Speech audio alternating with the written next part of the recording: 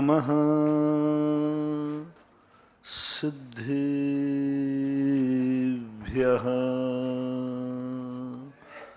जय श्री ओम नमः सिद्धेभ्यः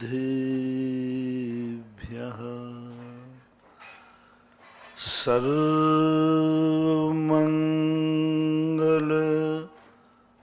मांगल्यम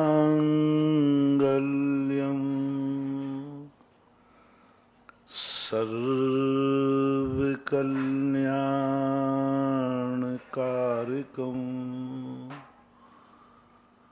प्रधानम सर्वधर्माणां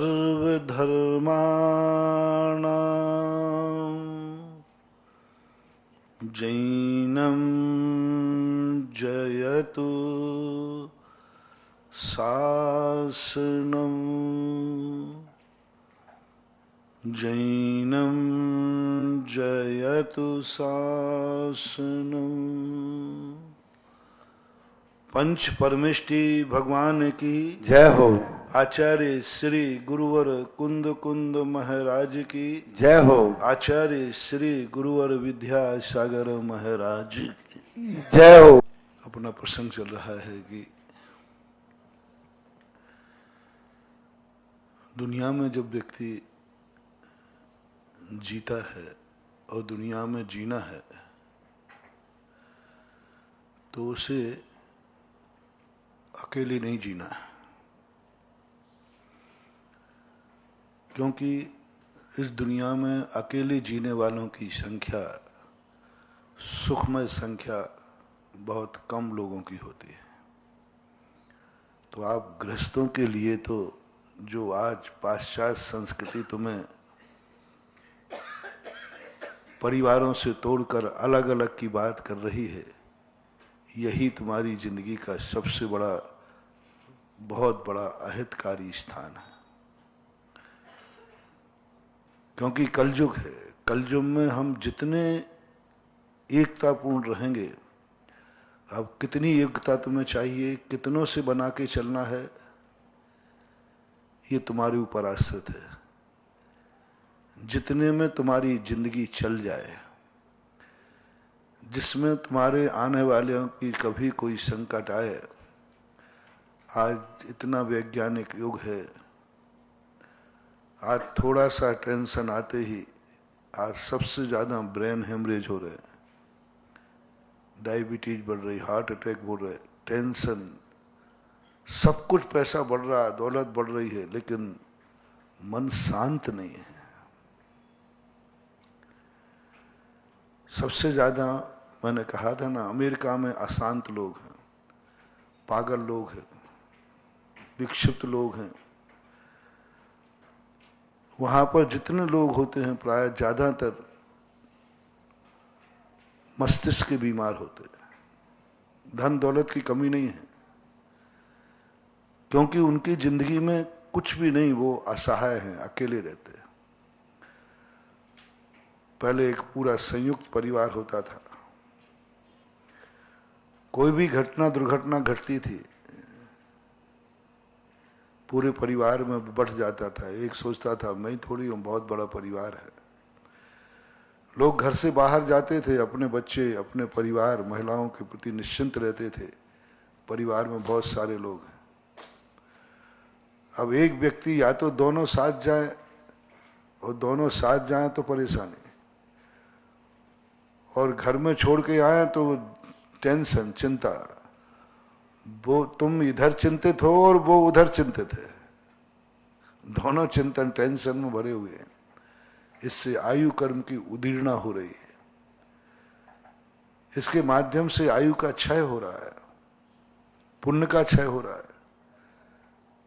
जितना जितना अपन को टेंशन करना पड़े, किसी का भी हो, उतने ही हमारे पुण्य का क्षय होता है। तो इस युग की नीतिकारों ने नियम बना दिया, तुम टेंशन से मुक्त रहना चाहते हो तो ग्रुप में रहो, अपना ग्रुप बनाओ, और ग्रुप बनाते समय बस इतना ध्यान रखो कि विश्वसनीय होना चाहिए, एक आचार विचार होना चाहिए, और एक आचार विचार है तो फिर आपकी जिंदगी में कभी भी किसी भी चीज की कमी नहीं खलेगी। मुनिराज जो सब कुछ छोड़ के आए, उनसे भी कह दिया कि तुम अकेले में रहने का प्रयास मत करना। सारा संसार छोड़ा, परिवार छोड़ा, सब कुछ छोड़ दिया, लेकिन उन्होंने कहा नहीं, यदि तुम मुनि व्रत सही पालन करना चाहते हो तो इस संसार में कलयुग में अकेले विहार मत करना, अकेले मत रहना। गच्छ बना के रहो, गण बना के रहो, दो तीन अपने साधर्मी रहो जो कि एक दूसरे की विपदाओं में काम आ सके। साधु स्वयं बीमार हो जाए, वो स्वयं नहीं बोल सकता कि मैं बीमार हूं, मुझे दवाई कराओ, लेकिन दूसरा साधु साथ है तो वो बोल सकता है कि ये फलाने साधु बीमार हैं, इनको औषधि लाओ। स्वयं नहीं बोल सकता, स्वयं नहीं कह सकता, लेकिन दूसरा तो कह सकता है। इसलिए हमारे लिए संगठन चाहिए। आप लोगों के परिवारों में सबसे मिलने की बात नहीं कह रहा हूं। आपको यदि परिवार में सुरक्षा चाहिए तो जैसे बने तैसे अपने परिवार को एक सूत्र में बांधो। झुकना पड़े तो झुक जाओ, अपमान सहन करना पड़े तो करो, लेकिन परिवार को टूटने मत दो। कल जो मैंने कहा था, अपनी जिंदगी में सारी दुनिया से अलग हो जाना, आप ग्रस्त हैं, कभी माँ बाप से अलग मत होना।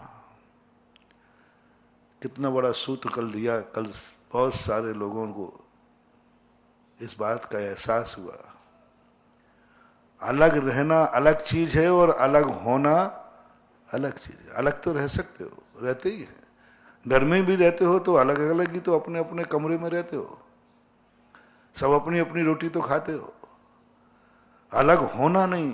जिंदगी में सबसे बड़ा वरदान, जिंदगी का सबसे बड़ा पुण्यात्मा है इस कलयुग का व्यक्ति जो अपनी जिंदगी में अपने माँ बाप से कभी अलग नहीं हुआ, माँ बाप से बंटवारा नहीं करना, माँ बाप के जीते जी। संसार के सारे अपने भक्तों से मैं कहना चाहता हूं, तुम और कुछ करो या नहीं करो, किसी के बना के चलो या मत चलो, किसी से भी बनाओ या मत बनाओ, संसार में रहना है। लेकिन जो हमने कल बात कही थी, बहुत मार्मिक बात थी, कभी माँ बाप से अलग मत होना, कभी भाव भी नहीं करना, परिणाम भी नहीं करना। यदि माता पिता तुम्हारे कितने भी निकृष्ट हों, एक बार मैंने कहा था, माता पिता सुबह उठ करके तुझे लाते मारे, गालियां देवें, जूते मारें, बस तुम एक नियम ले लेना कि मैं माँ बाप से कभी अलग नहीं होऊंगा, बस। बाकी सब चिंता मत करना।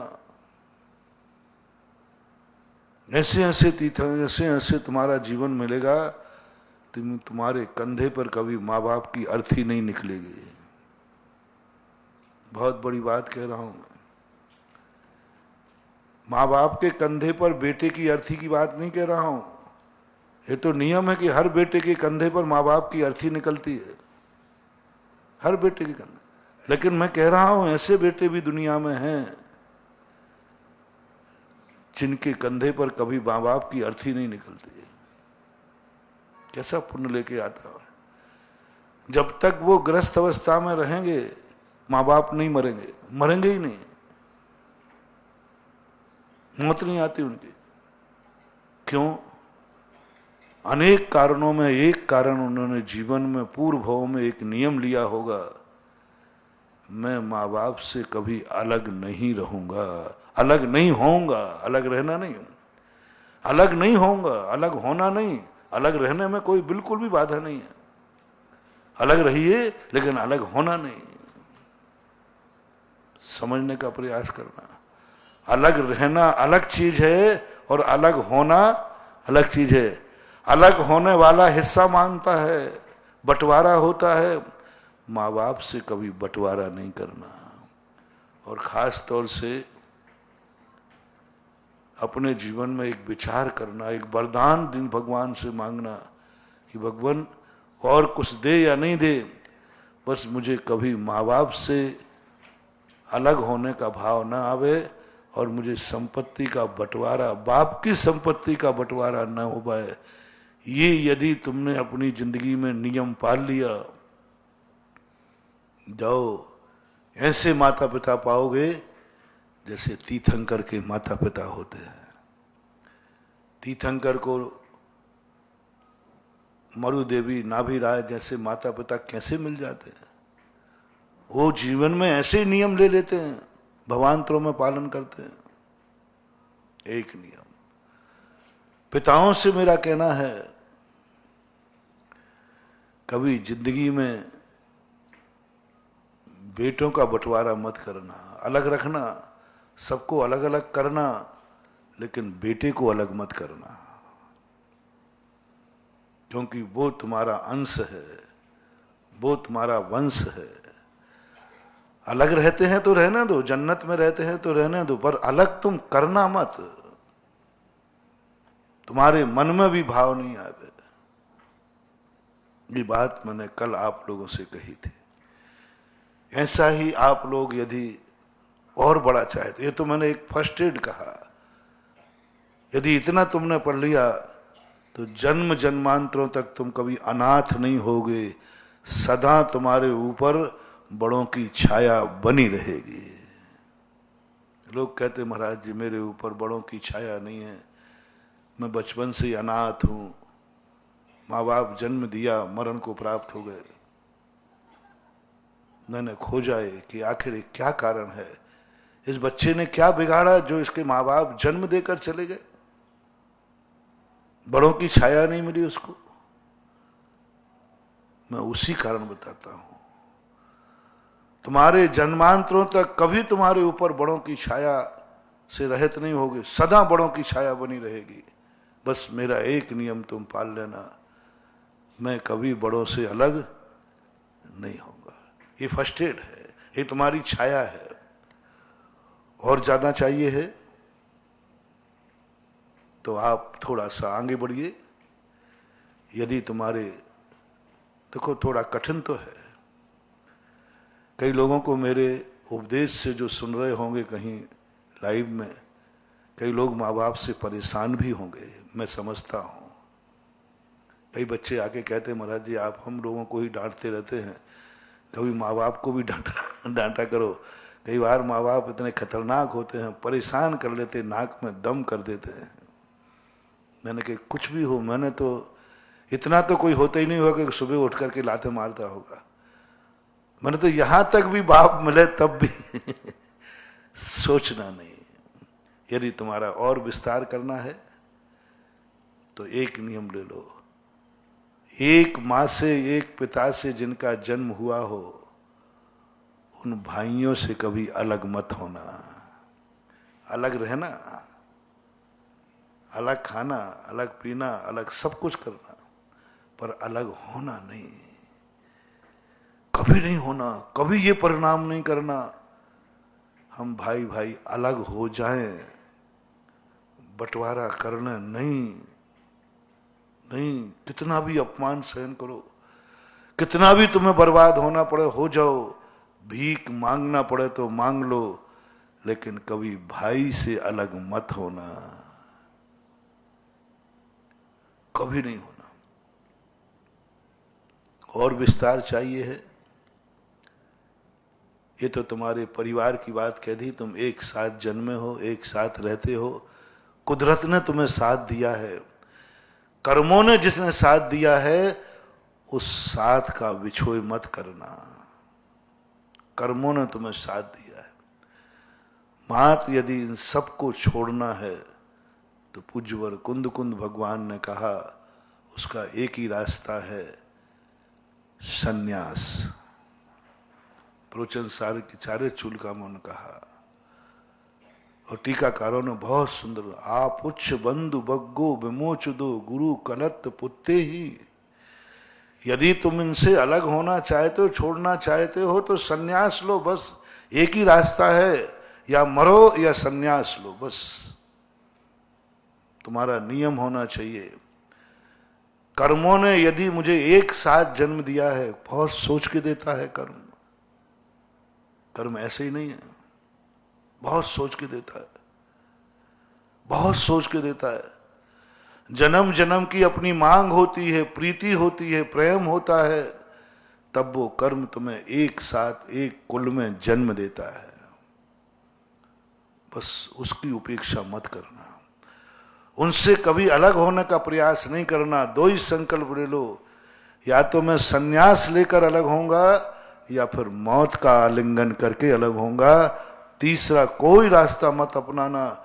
उसके लिए तुम्हें कितना भी झुकना पड़े, कितना भी अपमान सहन करना पड़े, मेरा कहना मान जाना। यदि थोड़ा भी तुम मेरे ऊपर विश्वास करते हो, तो ये कष्ट एक जीवन में उठा लेना, 100 जीवन तुम्हारा परिवार हरा भरा रह जाएगा। परिवार में तुम कभी किसी पद से खाली नहीं रहोगे, हर पद तुम्हारा भरा हुआ होगा। संसार में जितने तुम्हारे पद होते ना, माता पिता भाई बंधु बेटा बेटा सारे, हर पद पर कोई तुम्हारा व्यक्ति होगा, हरा भरा जीवन होगा, जिंदगी होगी। बहुत एक सुदर्शन चरित्र लिखा हुआ है किसी ने, संस्कृत का है, उसमें ऐसी ऐसी बातें लिखी, हमारी हर समस्या का समाधान उसमें लिखा। हर समस्या का, ये चाहिए तो ऐसा करो, ये चाहिए तो ऐसा करो। तुम इस प्रकार रोते हो कि मेरे परिवार में कोई गमी नहीं हो, तो ऐसा करो। तीसरा, यदि तुम अपनी जिंदगी में, गृहस्थ की बात कह रहा हूं, यदि तुमने विवाह का बंधन स्वीकार किया है तो, नहीं किया तो बात नहीं कह रहा हूं, किया है, एक बार तुमने उसे अपना और उसको तुम हो गए, तो जिंदगी में कितनी भी परिस्थिति आ जाए, दोनों कभी एक दूसरे से डाइवर्स मत लेना। त्यागने का भाव मत करना, कभी ये भाव मत करना, ये मेरे गले पड़ गई, ये मेरे गले पड़ गया। कोसना मत। यदि ये कोस दिया तो 100 भव तुम्हारे निपटेंगे, नपुंसक में जन्म लेना पड़ेगा। और ऐसी स्थिति में जाओगे, मनुष्यों में भी त्रियंचों में बनोगे, लेकिन तुम्हारी जीवन गृहस्थी में सुखी नहीं हो पाएगा। कई लोग ऐसे कहते हैं, महाराज साधु बन नहीं सकते, गृहस्थ में हमारी गृहस्थी नहीं बस पा रही है। मैंने कि अभिशाप है तुम्हें एक दूसरे का, कभी गलती मत करना। पहले सोच लो, संबंध बनाओ मत, पहले सोच लो, संबंध बनाओ मत। यदि संबंध को पालन करने की शक्ति नहीं है तो संबंध बनाना मत। जैसे कहा गया, व्रत पालन करने की शक्ति नहीं है तो व्रत लेना मत, मुनि बनने की शक्ति नहीं है तो मुनि बनना मत। नियम नहीं लेना यदि शक्ति नहीं है। ऐसे ही आप लोग सारे जगत को मैं कहना चाहता हूं, यदि एक ही भाव खराब होगा चिंता मत करना, एक ही भाव होगा, मैं कोई, जो मेरे कर्मों ने मुझे संबंध दिए हैं उनको तो तुम टाल नहीं सकते, क्योंकि एक परिवार में जन्म गए हो, इसलिए उनको तो टाल नहीं सकते। उनके तो संबंध बनाना ही है। अपने कितने भी कार्य कुछ भी हो जाए, उन संबंधों में कभी विच्छेद नहीं करना, कभी मन में भी भाव नहीं करना। लेकिन अब तुम्हारे हाथ में है। अभी तक तो मैं कर्मों की बात कर रहा था, वो तुम्हारे हाथ में नहीं है, अतीत की देन है। लेकिन अब जो तुम नया संबंध बनाते हो विवाह का, मेरा कहना मान जाना, बस उसके पहले रुकना ना। आज गुरु का वचन ध्यान रख लेना, जिनकी शादी होने वाली है, जिनकी हो चुकी है, पहला निर्णय कर लेना कि जिंदगी में कैसा भी साथी मिलेगा, मैं कभी मन वचन काय से बंधन के बाद इसे तोड़ने का भाव नहीं करूंगा। तोड़ेंगे तो वही दो ही साधन, या तो मौत या फिर सन्यास। दो छूटे रख लेना, मर जाऊंगा तो छोड़ दूंगा, और या फिर सन्यास लेंगे, बाकी कभी नहीं। महाराज जी गड़बड़ मिल जाए तो क्या करूं? कुछ भी हो, मैंने कह दिया वो तुमसे यदि जूतियां भी साफ करा, और क्या कहूं। हुक्का भरवाती थी गोपाल दास बरैया की पत्नी, लेकिन कभी उनके मन में ये भाव नहीं आया ये मेरे गले पड़ गई। गले कहां पड़ी है? गले में माला डाली है। अब क्या, जो है सो ठीक है, कैसा भी मिले कोई मतलब नहीं है। गोपाल दास बरैया जी का एक ऐसा आप गृहस्थों के लिए आदर्श उदाहरण है। संबंध होने के बाद नहीं, कोई नहीं, जो है वही सब कुछ है। जो कुछ है उससे अच्छी तुम्हारा दूसरा संबंधी नहीं हो सकता। तो कुछ भी करे, कैसे भी करे, डाइवर्स नहीं, त्याग नहीं, जो है ठीक है। ऐसे ही आप लोगों से कहना है, महिला वर्ग से, संबंध होने के बाद कभी मन में ये भाव मत करना कि कहाँ का मैंने पाप किया जो ये महानुभाव मेरे गले पड़ गए। हाँ, कैसा भी पड़ जाए, मैना सुंदरी तुम्हारे आदर्श हैं। कोड़ीपति, जिसका कोड़ जिंदगी में कभी दूर नहीं होना। क्या बात। राजवैद्य थक गए, राज्य छोड़ के निकलना पड़ा श्रीपाल को, और यह छोड़ के निकले थे कि अब कभी लौट कर आना नहीं होगा, क्योंकि कोड़ ही ऐसा था, गलत कोड़ था, जो ठीक होना ही नहीं, सीधी मौत मिलना थी। जिंदगी में कभी ठीक नहीं होना। ऐसे महान महान असाता कर्म का उदय वाला यदि श्रीमान तुम्हें मिल जाए तो भी स्वप्न में, भाव में भी ये भाव मत करना मैंने कौन सा पाप किया जो मुझे ऐसा पति मिला।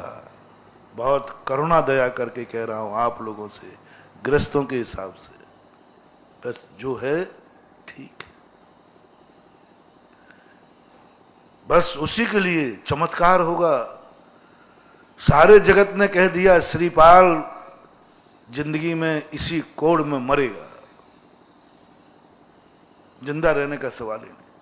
श्रीपाल मरने के लिए ही जंगल में गए थे, मरूं तो मरना तो है ही, लेकिन एक नियम ने क्या गजब किया है सबको मालूम है। पर मैना सुंदरी ने कभी एक बार भी ये भाव नहीं किया कि मैंने कौन सा पाप किया जो मुझे ऐसा पति मिला, ये जिंदगी मिली। राजकुमारी थी और वनवास मिला, वनवास में रहे, गांव में तो था ही नहीं। चमत्कार हो जाता। आप और यदि विस्तार करना चाहते हैं, थोड़ा बढ़ाना चाहते हैं कि हमारी जाति है तुम्हारी, कभी अपनी जाति से कभी अलग मत होना। ऐसा कोई कार्य, जाति विरुद्ध कार्य नहीं करना, कुल विरुद्ध कार्य नहीं, परिवार विरुद्ध कार्य नहीं, जाति विरुद्ध कार्य नहीं। जिस जाति में यदि तुम्हें अच्छा लगता हो तो मेरी तरफ से कोई आपत्ति नहीं है। यदि आपको ऐसा लगता हो कि मेरी जाति बहुत गर्व है मुझे, जन्म जन्म तक यही जाति मुझे मिले, तो बस एक नियम लेना है, मिल जाएगी। कभी जाति के विरुद्ध में मत जाना।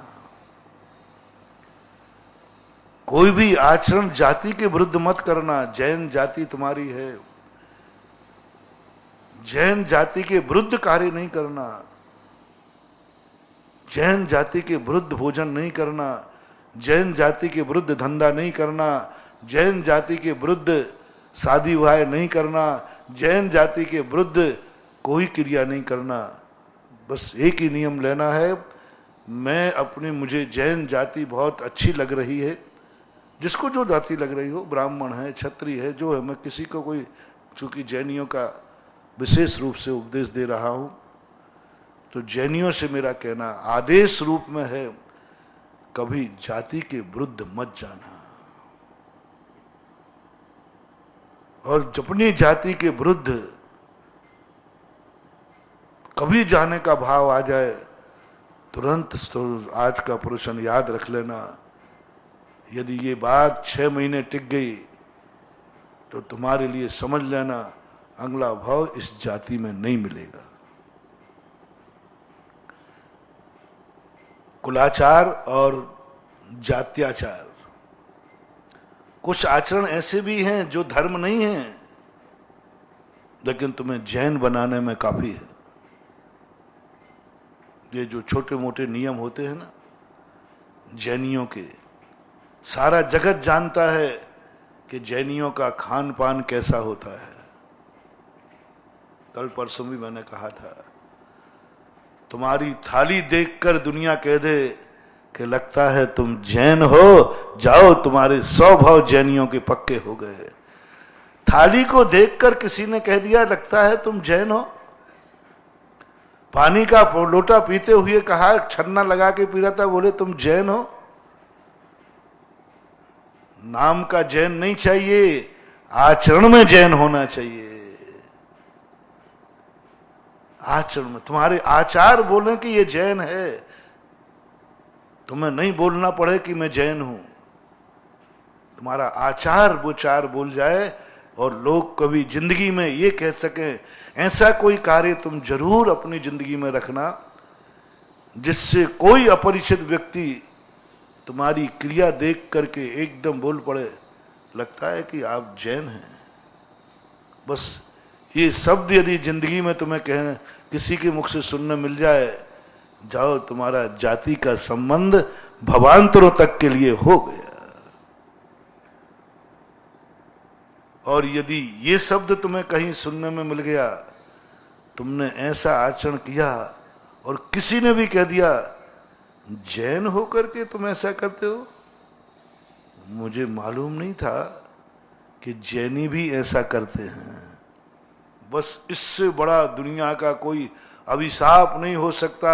हजारों हजारों बार तुम जन्म लोगे, जैन कुल नहीं मिलेगा, क्योंकि तुमने कुछ ऐसा आचरण किया है जिसका कलंक जैन जाति पर लगा है। जैन लोग ऐसा करने लगे, मुझे विश्वास नहीं था।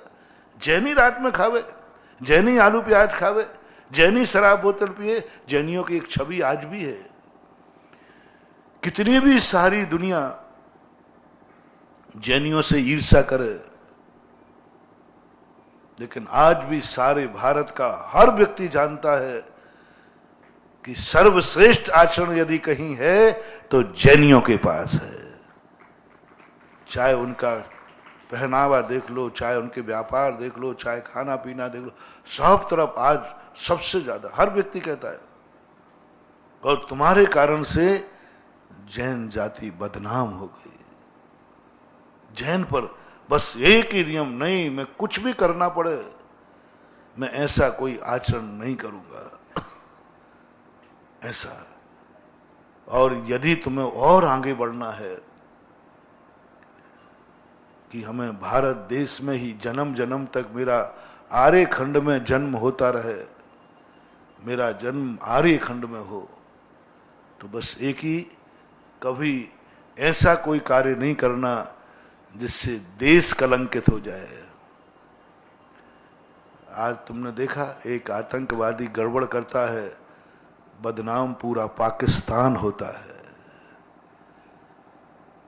आतंकवादी होंगे 100-500 हजार, लेकिन पूरे देश को कलंक लग गया, पाकिस्तान आतंकवादी है। अब बताओ, वहां अच्छे लोग भी हैं, सज्जन लोग भी हैं। एक मछली सारे तालाब को। तुम कोई ऐसा कृत्य मत करना। एक दिन मैंने कभी कहीं प्रवचन दिया था, ये जेल जो बनाए गए भारत ने बनाए, भारत माँ की धरती पर बने हैं, ऐसा कोई कृत्य मत करना कि तुम्हें घर के जेल में बंद होना पड़े। देश तो दुश्मनों के लिए बनाए जाते हैं जेल, और दुश्मनों को जेल में डाला जाता है। तुमने क्या ऐसा पाप कर लिया कि तुम अपने भारत देश की माता के जेल में स्वयं बंदी हो। मां की जेल में बेटा बंद, इससे बड़ा पापी कोई नहीं होता। भारत हमारा देश है, भारत हमारी माता है। जो कुछ भी आप मानते हैं वो सब कुछ मानो, बस एक प्रयास करना। विदेशों के जेल में बंद हो जाना कोई बात नहीं, मैं ऐसा कोई कृत्य नहीं करूंगा जिससे मुझे अपने देश में ही मुझे जेल में बंद होना पड़ा है। क्योंकि अपने देश का जेल अपन ने बनवाया है, अपने प्रतिनिधियों ने बनाया है, अपने कानून ने बनाया है, अपनी विधानसभा ने, लोकसभा ने बनाया है, उसमें तुम शामिल हो। देश का जेल बनता है, जेल का खर्चा कौन उठाता है? सरकार। सरकार के पास पैसा कहां से आता है? आपके पास से। तो जेल किससे चलता है? आपके द्वारा। आपने बनाया, आप खर्च उठा रहे और आप ही उस जेल में चले गए। यानी जो चौकीदार तुमने रखा था वो तुम्हारी चौकीदारी करने लगा। जो जेल तुमने पापी को बनवाया था उसमें तुम पापी बनकर पहुंच गए। जो न्यायालय तुमने बनाए थे कि पापियों को दंड देवे, वही न्यायालय तुम्हें दंड दे रही है। इससे बड़ा और क्या अनर्थ होगा? तुमने बनाए थे, अनुमोदना की थी कि हां, यदि आपसे पूछता हूं, आपके नगर में यदि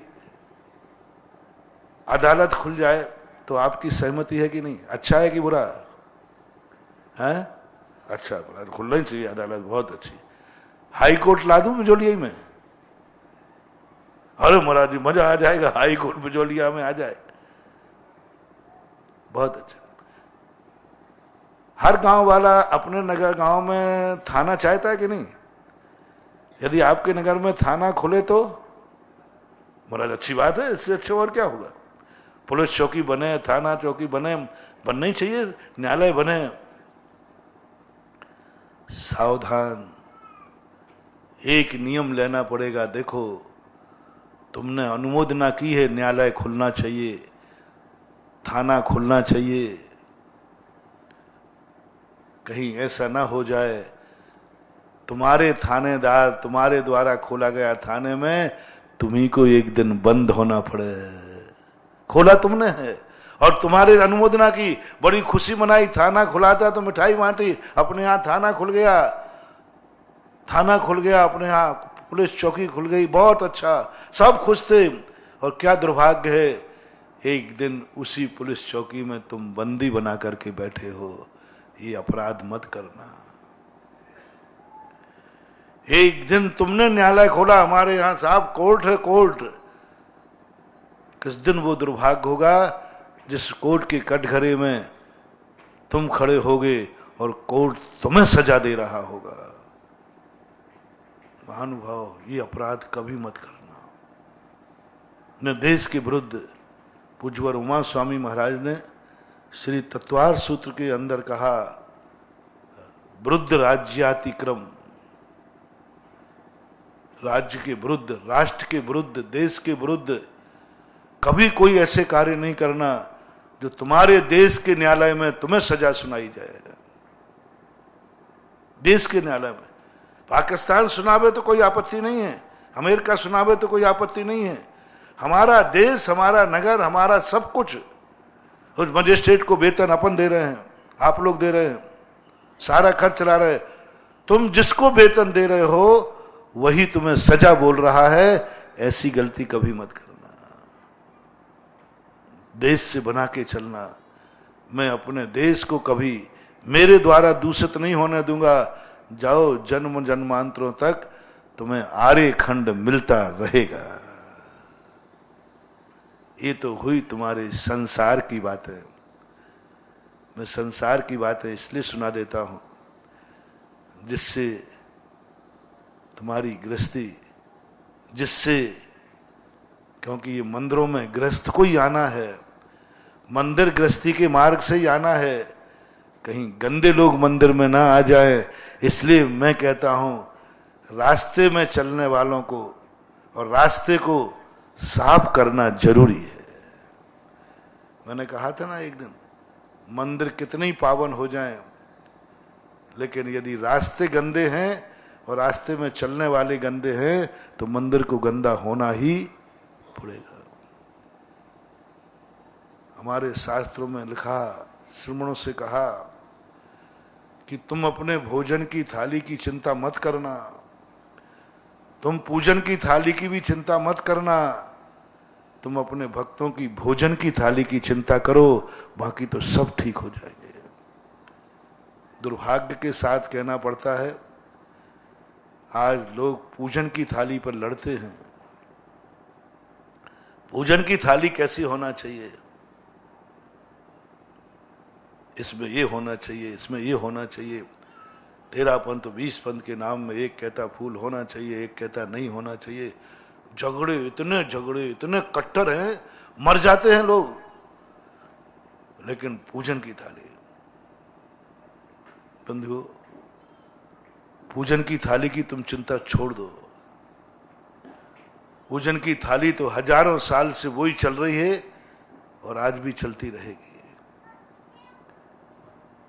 हम जिस नगर में, जिस तीर्थ क्षेत्र पे जाते हैं, बिजोलिया ही देख लीजिए, 20-25 साल से तो से मैं आया, 20 साल तो 19 साल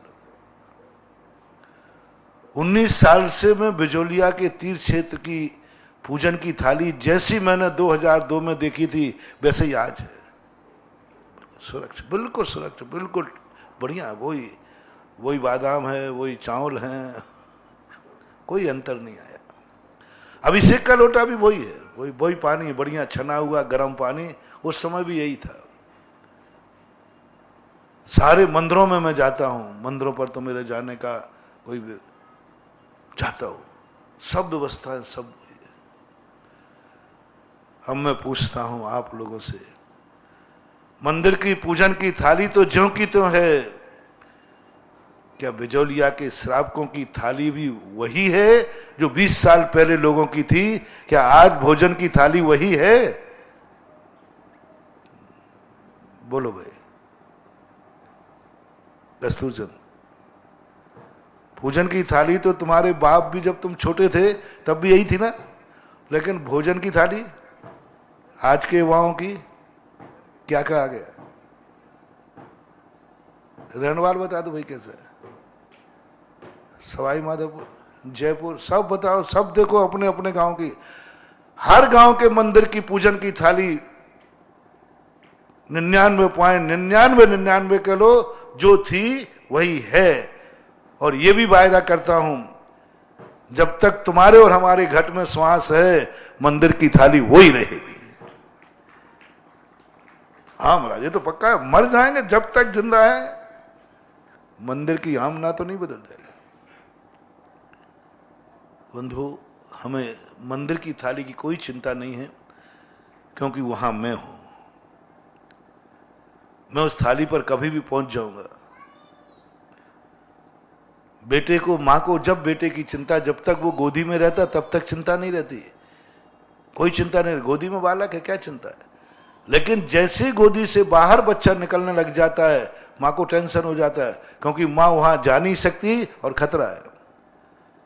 मुझे पूजन की थाली कोई चिंता नहीं, मैं जाके अभी हाल खड़ा हो जाऊं तो पूजन करो, मैं तुम्हारी पूजन की थाली पर है क्या कर रहा है, ये नहीं करना चाहिए। अब मेरी एक स्थान पर खतरा है, मैं तुम्हारी भोजन की थाली के पास नहीं जा सकता। मैंने तो एक बार कहा था भगवान से, भगवान कम से कम मंदिरों में नहीं, घर में मैं जाऊं तो ये सारे श्रावक लोग मेरा हार देखने आते हैं, कभी मुझे अपने भक्तों का भी भोजन देखने का मौका दो। शुरू करूं? हमारा भोजन देखने को तुम तो खूब प्रतिदिन आते हो, भीड़ लगाते हो। बोलो क्या गड़बड़ पाई? 20 साल पहले की अंजलि और आज की अंजलि में क्या गड़बड़ हुआ है? देख रहे हो कि नहीं? आप तो देखते हो, सब लोग खड़े। अपन तो दिगंबर जैन मुनि कभी चोरी से भोजन कर ही, उसे तो खुल्लम खुल्ला करना, सब देखो। जिन्होंने 20 साल पहले चर्या देखी, अंजलि में जो हार दिया, आज अंजलि में वही पवित्रता है आहार की कि गड़बड़ी आ गई? आलू प्याज तो नहीं आ गए? आज वही है, सब देख रहे हैं, दुनिया देख रही है। दिगंबर मुनि की अंजलि, भारत के हर साधु की अंजलि में पावन आहार है, पवित्र आहार है। जो चौथे काल में था वही आज है। सच्चे साधु की बात कर रहा हूं, खोटों की चर्चा पर लेना मत। जब भी मैं साधु शब्द बोलूं तो सच्चा ही लेना, खोटे को हम साधु बोलेंगे ही नहीं। हमारे जैन आचार्यों में खोटे की कोई चर्चा नहीं। जब भी साधु बोले, मुनि महाराज बोले, आचार्य उपाध्याय साधु कोई भी शब्द बोले तो चोखा ही समझना, खोटे का तो कोई चर्चा है ही नहीं। जो अच्छे साधु हैं उनकी अंजलि में जो हार आ रहा है, चौथे काल और पंचम काल में कोई अंतर? कोई अंतर नहीं। मैंने शास्त्र देख लिए, चौथे काल में भी वही आहार अंजलि में था जो आज पंचम काल के अच्छे साधु की अंजलि में। आज तक लाखों करोड़ों सागर हो गए, लाखों करोड़ों वर्ष हो गए, आज भी साधु की भोजन की व्यवस्था वही शुद्धि से चल रही है। सबने, सारी दुनिया में परिवर्तन हो गया। दिगंबर जैन मुनि की आहारचर्या में परिवर्तन नहीं हुआ। वही चर्या जो चौथे काल में थी, कोई अंतर नहीं, वही भोजन, वही शुद्धि। दुनिया में हर जगह परिवर्तन हो गया, लेकिन जैनियों में, दिगंबर जैनियों में आज भी वही नवदा भक्ति, मन शुद्धि, वचन शुद्धि, काय शुद्धि, आहार जल शुद्ध है। आज भी वही है, कोई अंतर नहीं, किंचित मात्र भी अंतर नहीं आया है। ना श्रावक साधु को अशुद्ध देना चाहता है और ना सच्चा साधु अशुद्ध लेना, दोनों सच्चे। यदि सच्चा श्रावक है, सही श्रावक है, तो वो कभी भूल से भी, स्वप्न में भी कभी मुनिराज को अशुद्ध आहार देना नहीं चाहेगा। ऐसा आहार श्रावक भी देने का भाव नहीं करता जो मुनि के योग्य नहीं है। बताओ, कभी किसी श्रावक को ये भाव आया महाराज को आलू प्याज देने का भाव? पूछ, दिया तो नहीं है, देने का भाव भी आएगा क्या? पूछो, अपने जैन श्रावक की बात कर रहा हूं। स्वप्न में भी नहीं, स्वप्न में भी नहीं। वो तो एक ही बात कहता है, मैं कितना भी अशुद्ध खाऊं तो खाऊं, लेकिन जिंदगी में कभी गुरु को अशुद्ध खिलाने का भाव नहीं करूंगा। ये जैन श्रावक का आज भी है। स्वयं कैसे भी खा लेता है, लेकिन मुनिराज को आज भी महिला पुरुष सब शुद्ध भोजन लाने का प्रयास करते हैं, शुद्ध वस्तु लाने का प्रयास करते हैं, अपनी पूरी ताकतवर शुद्ध ही लाते हैं। आज भी है। लेकिन एक आध बार तुम तो हमारा आहार देखते देखते जिंदगी निकल गई। एक आध बार बिजोलिया के घरों में आप लोग भोजन करो और हम पूरा संग देखने आवे। सोचो कभी ऐसा हो तो क्या हो? बोलो, गर्व से मस्तक उठेगा, गुरु का के शर्म से मस्तक झुकेगा। आप बताओ, हम साधुओं का आहार देख करके आपको शर्मिंदा होना पड़ता है कि मस्तक ऊंचा उठता है? आहार देखो तो मेरे गुरु का देखो, आहार देखो तो मेरे मुनि महाराज का देखो। गर्व से दिखाते हो सबको। मुनिराज का आहार देखते ही तुम्हें शर्म से मस्तक झुकाना पड़ता है। तुम्हारे गुरु की बात कर रहा हूं, खोटे गुरु से मुझे कोई लेना देना नहीं है। तुम्हारा गुरु जिसको मानते हो, उस गुरु की आहारचर्या देखकर तुम शर्मिंदा होते हो कि हर्ष होता है? माता, हर्ष होता है। तो मेरे कारण से कभी आज तक मैंने अपने भक्तों का मस्तक शर्म से झुकने नहीं दिया। नहीं, मान लीजिए, ऐसा मत समझना साधु उन चीजों को ग्रहण नहीं कर सकता या मिलते नहीं हैं। उसको दो चीजें होती हैं, मेरे कारण से, मेरी आहारचर्या के कारण मेरा धर्म भी न झुके और मेरे भक्त को भी शर्मिंदा ना होना पड़े, उसको भी गर्व आए। मेरे मुनिराज शुद्ध भोजन करते हैं। आज तक तो कभी तुम्हें, चिंता मत करना, वैसे एक पर्ची पे लिख के दे देना बिना नाम के, बोलने की तो तुम्हारी हिम्मत है नहीं। कभी तुमने मुनिराज का आहार देख करके, तुम्हारे मुनिराज की बात कर रहा हूं सच में, कभी तुम्हें उनकी आहारचर्या, चलो मेरे ऊपर ले लेना, मेरी आहारचर्या देखकर कभी तुम्हें किसी भी श्रावक को शर्मिंदा होना पड़ा हो, ओहो मेरे महाराज देखो क्या ले रहे हैं, मैंने गलत नंबर डायल कर लिया मैंने गलत नंबर डायल कर लिया, मेरे गुरु और ये हार ले रहे हैं, ऐसी शर्मिंदगी कभी बात हुई हो तो बता सकते हो, बाद में बता देना। बाहर वाले जो दुनिया के लोग सुन रहे हैं वो भी कह देना। अब तुम्हारी बारी है। मैंने अपने भक्तों का ध्यान रखा कि मैं वो आहार नहीं करूंगा जिससे देखने वालों को बुरा लगे। देखने वाले दुश्मन है कि भक्त है बताओ? है जो आहार देखने आते वे दुश्मन लोग हैं कि भक्त लोग? भक्त लोग हैं। तो हमने भक्तों का मान रखा। अब ये बताओ, तुम्हारे घरों में जाकर के तुम्हारा जो भोजन बनता है तुम खाते हो, किसी दिन यदि गुरु महाराज देखने आ जाएं तो उनका मस्तक उठे रहेगा या झुक जाएगा? गुरु तुम्हारे दुश्मन हैं या हितैषी है? और उनका मन हुआ, एकाएक आऊंगा, ऐसे कह के थोड़ी आऊंगा मैं, छापा कह के थोड़ी पढ़ा जाता। छापा कह के पढ़ा तो मजा ही खत्म हो जाएगा। अनायास यदि आ जाए, कभी अनायास मान लो आ जाए, मेरे जैसा कोई दिमाग फिरा, देखो मैं थोड़ा सा, मेरा मन हो जाए तो क्या करोगे तुम? और मैं थोड़ा सा ऐसी खुरापाती कर सकता हूं। और यदि मेरा टूर पर निकल जाए, ओहो शर्म से माथा झुक जाएगा, ये मेरे भगत का घर है, ये मेरे भगत की भोजन की थाली है, ये हो रहा है। रात में मैं निकलूंगा नहीं, लेकिन कभी यदि जांच करवा ली जाए तो एक घर बताओ जिसमें ना रात्रि भोजन लोग करते हैं और ना किसी को कराया जाता है। कोई भी आ जाए, हमारे घर में कोई रात्रि भोजन नहीं करता, और कोई भी आ जाए किसी को कराया नहीं जाता। कोई रिश्तेदार चले जाए, मेरे घर में कोई रात्रि भोजन नहीं करता।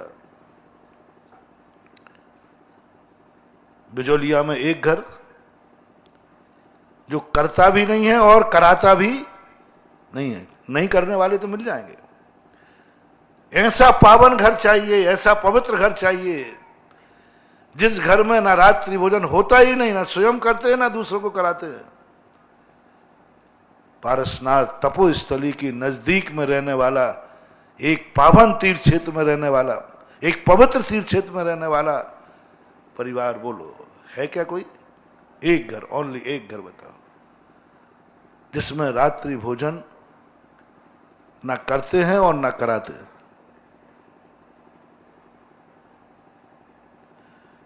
बिजोलिया वाले बैठे हो कि बाहर के लोग बैठे? सभी लोग बिजोलिया के, अजमेर के लोग बैठे, बिजोलिया वाले की पूछ रहा हूं। बिजोलिया वाले बैठे तो है ना? हाँ।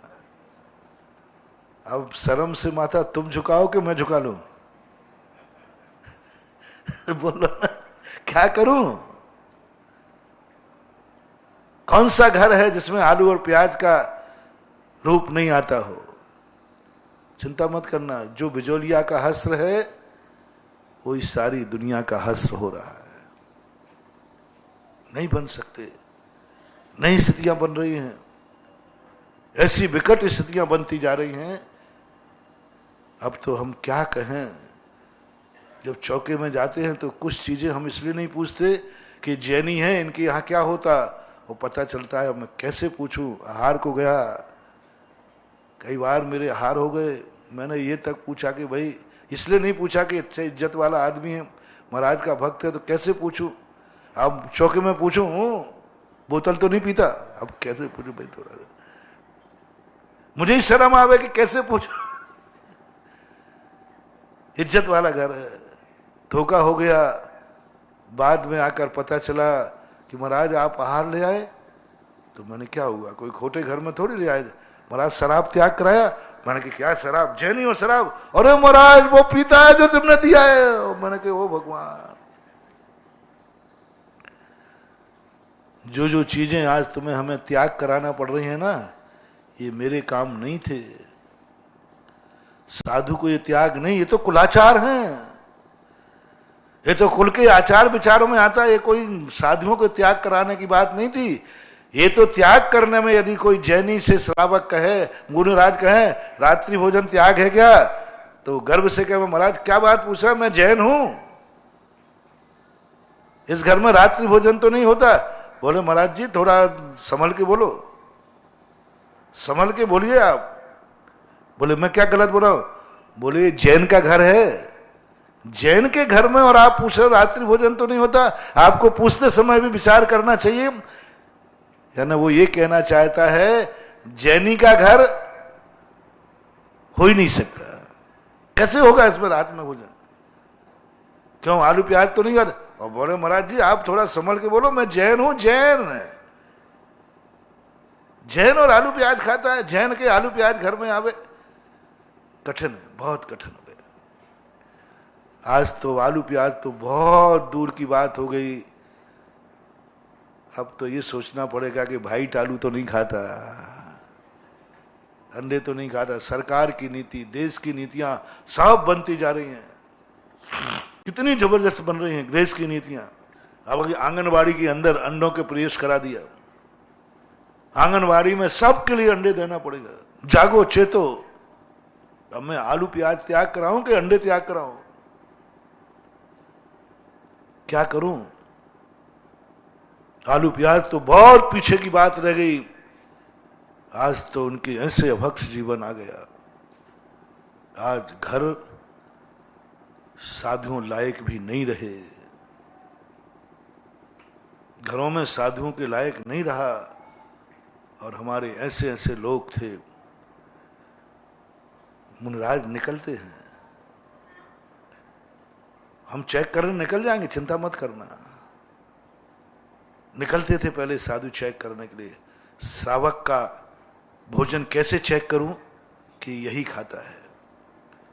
आजकल चेक नहीं कर पाऊंगा, क्योंकि तुम चौका लगाते हो और तुम्हें मालूम है तुम चौका कब लगाते हो, जब महाराज आ जाते हैं, महाराज आहार को उठने की पूरी संभावना हो,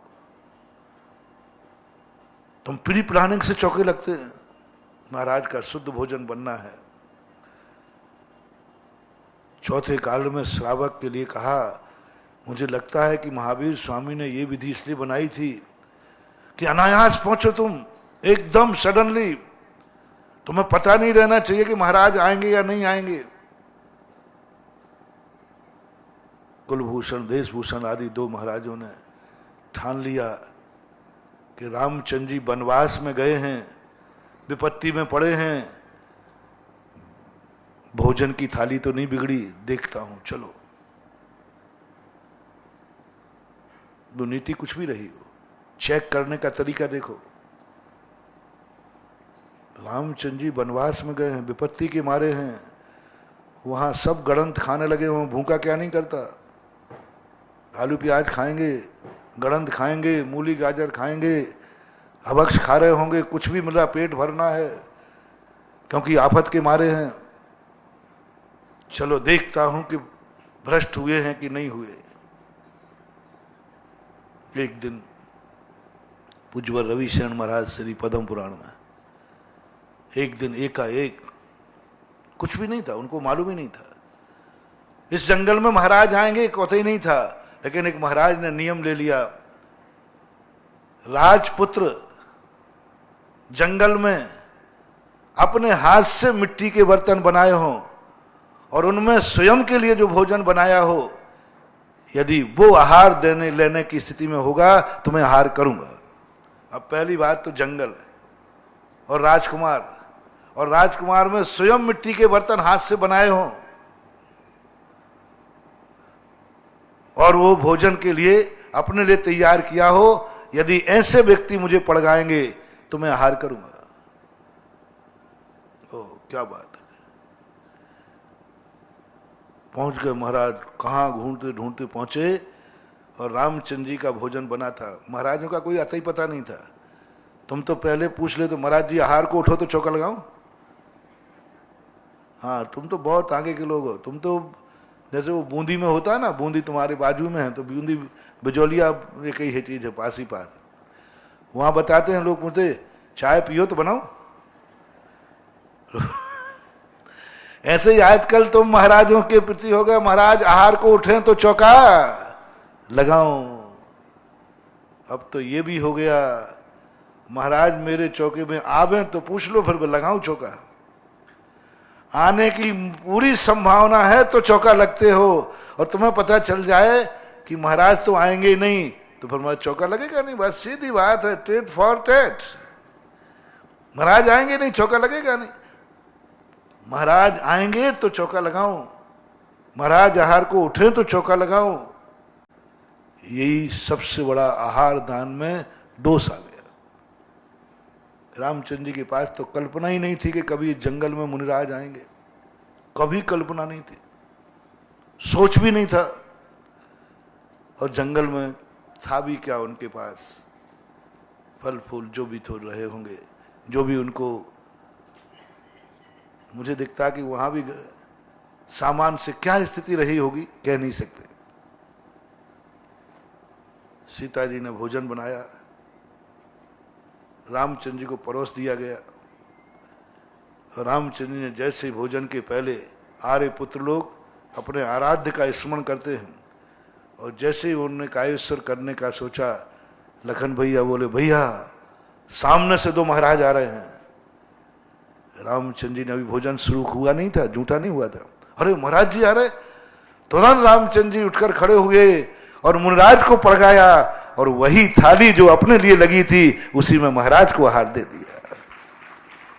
यानी वनवास में भी रामचंद्र जी की भोजन की थाली इतनी पावन और पवित्र थी कि वो मुनिराज को दे दी,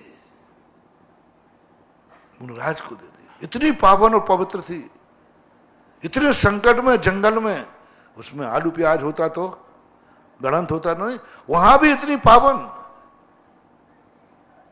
महाराजों का मस्तक गर्व से ऊंचा उठ गया। ओहो, ऐसी विपत्ति में भी मेरा राम भ्रष्ट नहीं हुआ, ऐसी विपत्ति में भी आज भी भोजन की थाली पावन और पवित्र है।